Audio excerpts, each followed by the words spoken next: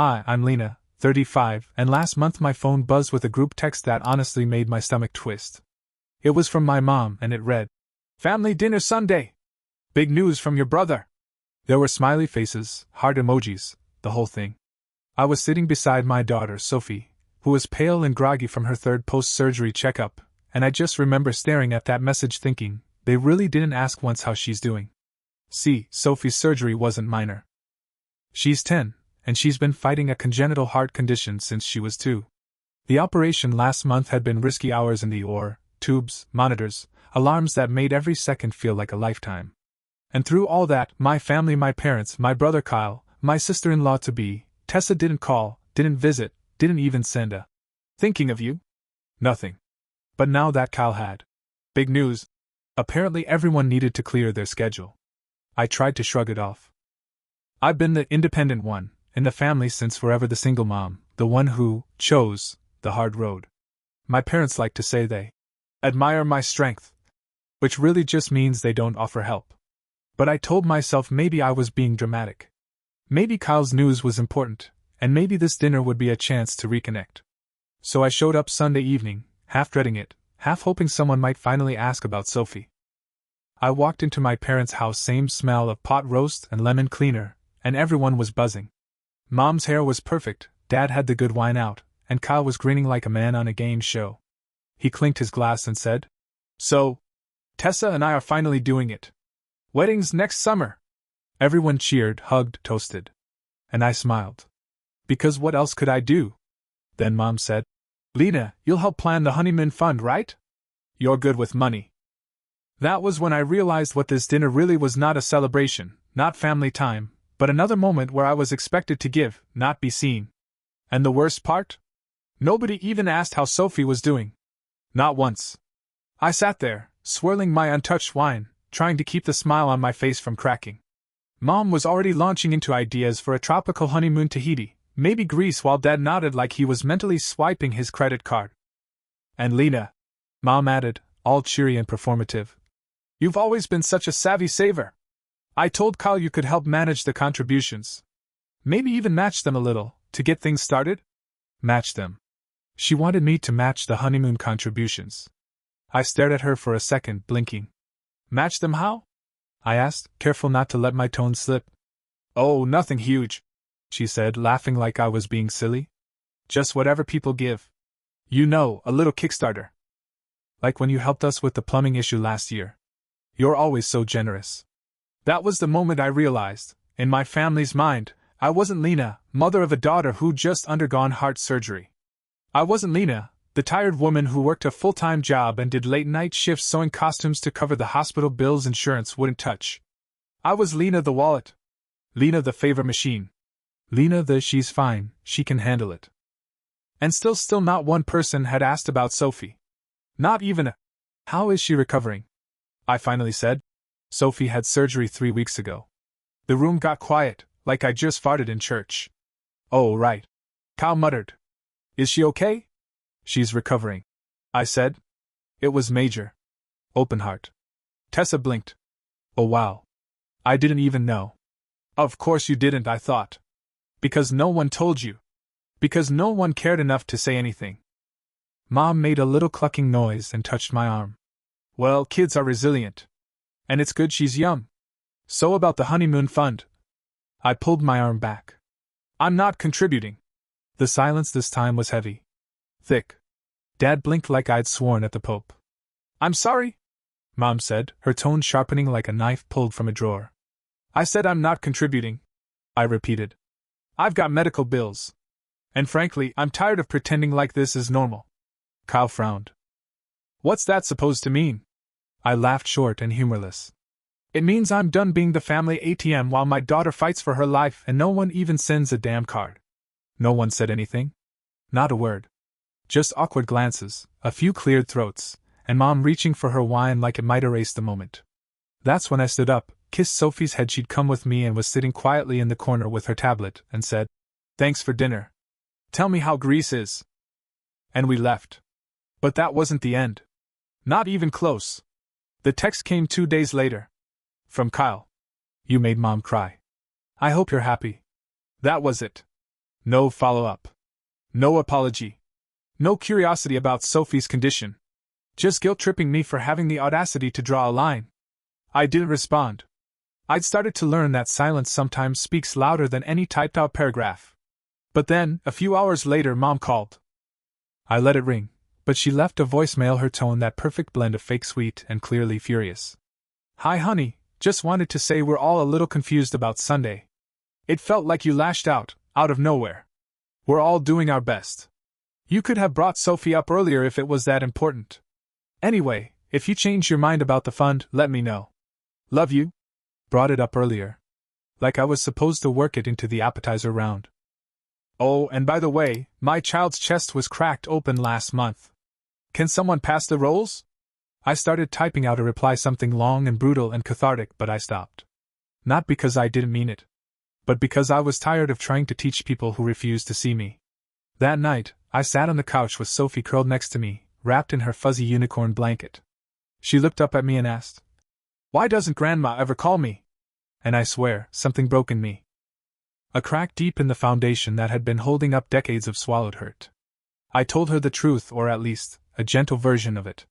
Sometimes people are too wrapped up in themselves to see what really matters. She nodded like that made sad sense. Then she added, I think I want to do something for other kids. Kids who have surgeries like me. Can we send toys or something? I looked at her, this brave, scarred little warrior, with more empathy than a room full of adults, and I said, yeah. We absolutely can. The next morning, I posted a fundraiser. Not for a honeymoon. Not for some over-the-top island escape. For Sophie's idea, a care package project for pediatric heart patients. Books, toys, blankets, little things that helped her when she was scared. I called it Sophie Strong. And within 48 hours it had tripled the goal I'd set. Friends, coworkers, old classmates, even people I barely knew shared it and donated. But guess who didn't? My entire family. And that told me everything I needed to know. A week after the fundraiser launched, I got a package at the door. It was from one of Sophie's old nurses at the children's hospital, a box full of tiny plush animals with a note that read, Tell Sophie she's a hero. These are for her to give to the other brave kiddos. Sophie beamed. She took the box into her room and started sorting the animals into little piles, already planning which kids would get which. This one's for someone having their first surgery, she said, holding up a sleepy-looking sloth. Because they'll need something extra cuddly. Watching her like that, all I could think was, my daughter just had her chest cut open and she's out here running an underground kindness operation. And my family is mad because I won't pay for a honeymoon to Santorini. I was done. Done shrinking, done people-pleasing, done pretending their behavior was normal. But then came the wedding invite. Yep. A glossy, gold-trimmed envelope with Kyle and Tessa in an obnoxious script. Inside was a photo of them on a beach at sunset, laughing like they'd never heard the word hardship in their lives.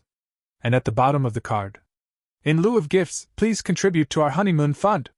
I actually laughed out loud. Bold. Shameless. Practically a dare.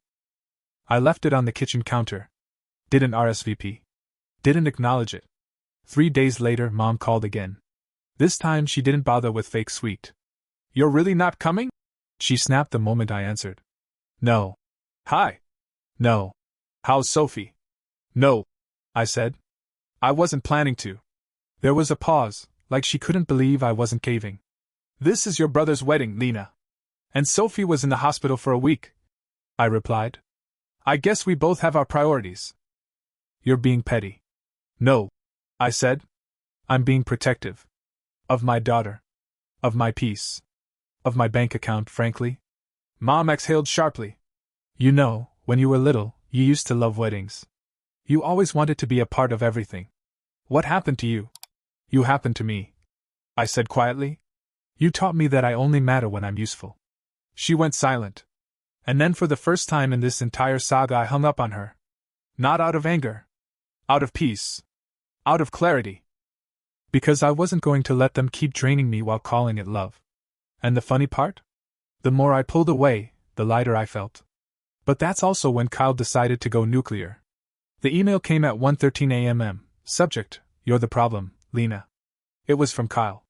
3 chunky paragraphs, 0 punctuation, clearly typed in a rage spiral. He opened with how, disappointed he was, how I'd embarrassed the family by making everything about me when this was supposed to be our happy time. Then he pivoted. Said he didn't want to do this, but I needed to hear it. Said I'd always had a victim complex. That I was addicted to drama. And that I used Sophie like a sympathy card. Used Sophie. I had to read that line twice to believe it. He went on, I was too proud to ask for help, but loved to act like a martyr. And maybe if I hadn't made such bad choices with men, I wouldn't be in this position in the first place. And the cherry on top? He CC'd Mom and Dad. Like it was a company memo. I didn't cry. I didn't scream. I didn't even finish reading. I closed the laptop, walked into Sophie's room, and just sat on the edge of her bed for a while, watching her sleep. Her chest rose and fell steadily under her Moana blanket, the scar peeking slightly from the collar of her pajama shirt. I thought about all the nights I held her hand in the ICU, counting heart monitor beeps like prayers. The times I sang to her even though my throat was raw from crying in bathroom stalls. And I realized something crystal clear in that moment. If protecting her meant being the villain in my family's story, fine. Let me be the villain. So I wrote back. Short. Calm. Surgical. You're right, Kyle. I am done trying to be part of a family that thinks love is a transaction. Sophie doesn't need people who ignore her pain and then call her mother dramatic. Take me off all future group messages. Don't send me updates. And don't ever speak about my child again. I hit send. Then I blocked all three of them. Kyle. Mom. Dad. And that's when the floodgates opened, but not in the way I expected. The next morning, I woke up to a dozen notifications. Apparently, someone Kyle or Mom had gone rogue and started telling extended family that I was unstable. That I lashed out at everyone and ruined the wedding. What they didn't expect. That people actually read my fundraiser.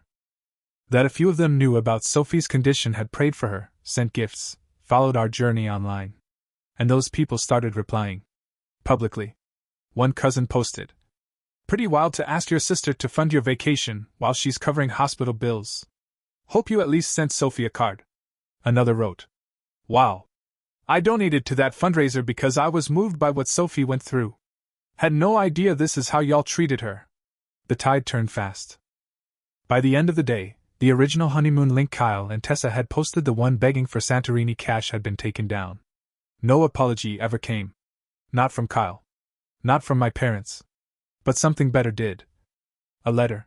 From a woman named Arlene, whose son had the same condition as Sophie. She'd seen the fundraiser, read the story, and wanted to partner up to create something bigger, a nonprofit to get care kits to children's hospitals across the country. I read the letter aloud to Sophie, and when I looked up, she had tears in her eyes. Is this really happening? She asked. Yeah, baby, I said, hugging her tight. It is. Turns out, you don't need a big family when you have a strong purpose. And the best revenge isn't revenge at all. It's peace. It's joy. It's watching your child shine in the light you built from every bit of darkness they tried to bury you in.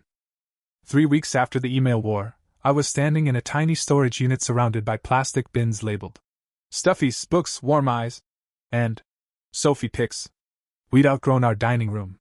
Outgrown the 2 closets I sacrificed. We were now full-blown, operating out of a rented space near the hospital. And by we, I mean me and Sophie, CEO of Kindness Distribution. The fundraiser had exploded. Arlene's nonprofit was real. We filed the paperwork, got the EIN, built a site. She handled logistics in her state, I handled ours. Donations kept coming in. People sent hand-knitted blankets, toys with tags still on, letters from kids who'd gotten their own surgeries and wanted to pass on love. One morning, Sophie looked at a massive Target box full of crayons and whispered, "This is so much bigger than I thought." It really was. Local news caught wind. A friend of a friend got us on a weekend segment. 10-year-old heart warrior pays it forward. Sophie wore her pink sparkly shoes and her rainbow heart hoodie and absolutely owned the interview. She spoke clearly, smiled wide, and said, "When I was scared, I held my blanket and felt like someone saw me. I want other kids to feel seen too." It was the kind of sentence that makes grown adults cry into their coffee. We got 23 new donors that day. And while all this was happening, this beautiful storm of healing and purpose and community, my family? Silent. Not a text. Not a We saw Sophie on the news. Not even a passive-aggressive comment online. It was like we never existed. And oddly, that helped. It confirmed that the distance I put between us wasn't dramatic, it was necessary. But the real surprise came from someone else. Tessa. Yes. That Tessa. I was in the storage unit when the email came. Subject: I'm sorry. I almost deleted it on sight, but curiosity won. Lena. I've been meaning to reach out for weeks, but I didn't know how. What Kyle sent was horrible. I didn't see the email until after he CC'd your parents. When I read it, I was sick. I had no idea Sophie had surgery until you said it at dinner. I thought your family had told me. They didn't. They told me you were going through one of your moods and might act cold. I'm not excusing myself, I should have followed up. Should have asked? I was just so wrapped up in wedding crap. But I see it now. Also, I saw Sophie's interview. She's amazing. You're amazing. I know you don't owe me anything. But I wanted you to hear this from me. I'm sorry. Tessa. I stared at the screen, stunned. Not because it erased anything, but because it was the first time anyone from that orbit had actually acknowledged what happened. And here's the twist I didn't see coming. I didn't feel smug. Or victorious. I felt sad. Because it hit me all that time I'd spent trying to earn scraps of attention from people who didn't even see me.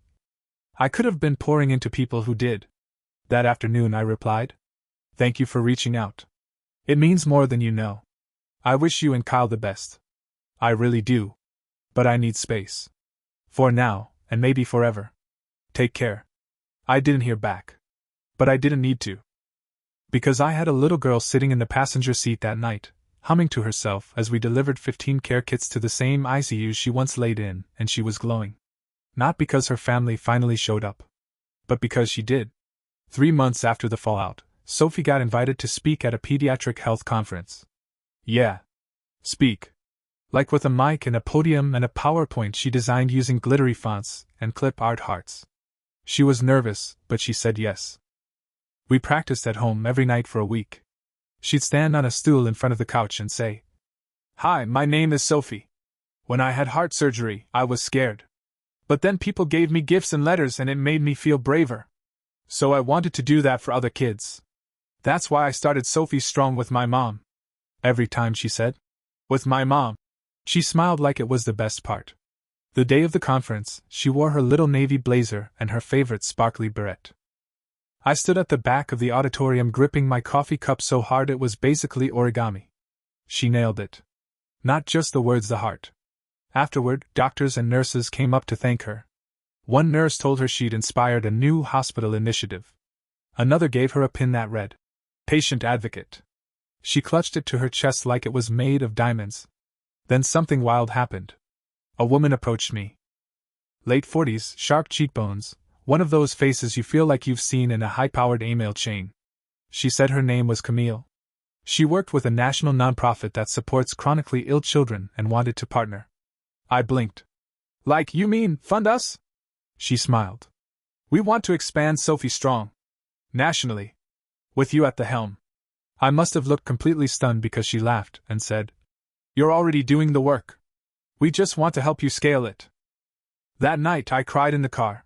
Full ugly sobs. Not because I was overwhelmed, or terrified, also yes, but because for the first time in so long, I felt like life was finally meeting me halfway. No begging. No chasing. Just a door opening. And through all of this, the growth, the chaos, the momentum, guess who still hadn't reached out? My parents. I thought maybe Sophie's interview would crack something open. Maybe the conference post that went semi-viral would make them feel something. But nothing. Until the hospital gala. It was a fundraiser event, black tie, string quartet, long tables with name cards. Sophie and I were invited as guests of honor. I wore a rented dress. She wore a flower crown. We both looked like we'd stepped out of a storybook.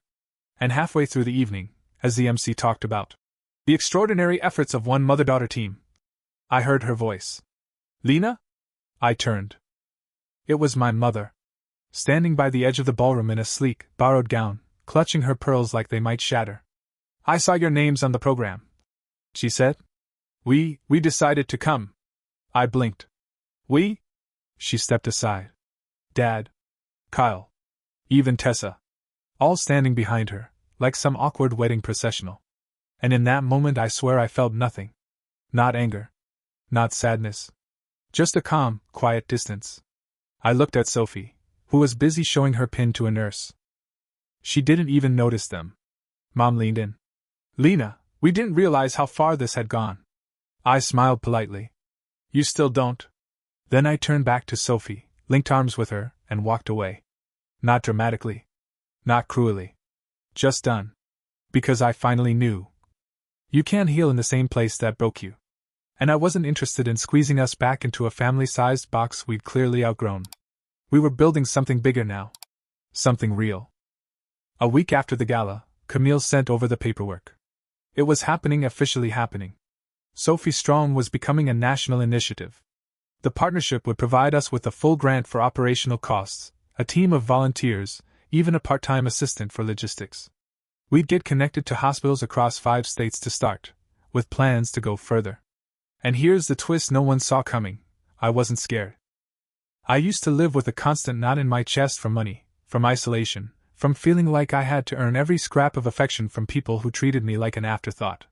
But now, standing in my tiny kitchen with Sophie spreading peanut butter on bread like she was preparing for a very serious picnic, I realized the knot was gone. I'd untied it. One boundary at a time. Later that afternoon, I got a message from my cousin Becca, the only one in the family who'd quietly supported me during the whole fallout. She said, "Just so you know, your mom's been telling people you cut everyone off for no reason. Like there wasn't a kid in the ICU." I didn't even flinch. I replied, "That's fine. Let her tell her version. I'm busy writing mine." Becca sent back a clapping gif. Classic Becca.